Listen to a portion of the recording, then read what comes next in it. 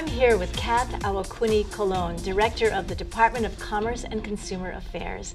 And thank you for joining us. That's a big mouthful for a department that does probably equally as much. Yes, we regulate all different kinds of industries, professional vocational licenses like your doctors and dentists, hairdressers, nail technicians, insurance, financial institutions, public utilities, runs a whole gamut.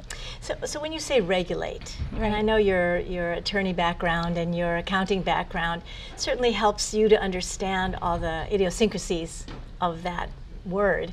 But what does it mean to the public to regulate something? I think we're looking for licensing. It really is ensuring that the person who is applying for a license is qualified. If it's an entity, to ensure the soundness and safety of that particular entity. And then our Office of Consumer Protection also helps kind of to serve as an overarching consumer protection division, looking out at all different kinds of business to ensure that if there's an unfair or deceptive practice, that business is stopped from harming consumers. So it really is consumer protection. Yes. Interesting. And so in addition to protecting and regulating, what are some of the other activities that happen there? Well, I think a large part of our mission is to promote educational opportunities for consumers so that they can make good, informed choices. And so some of the information I was hoping to highlight today are some of the additional resources that we have for consumers so that they can make better decisions.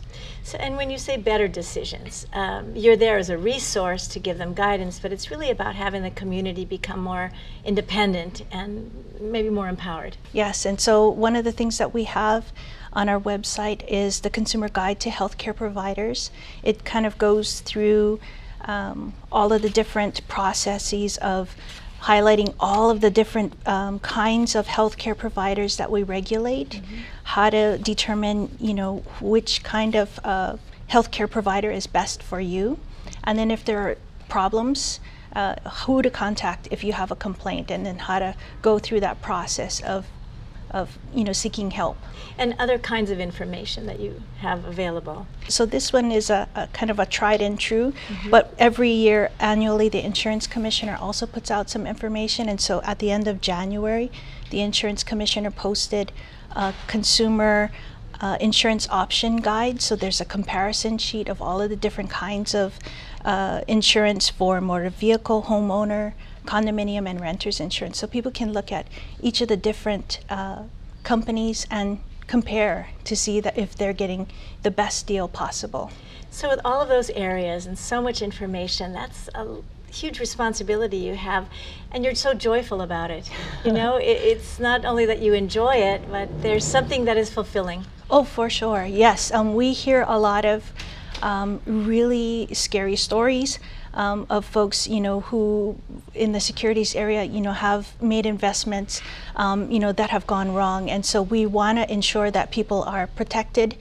We want to ensure that people have a place to go if they, do have questions, if they are harmed.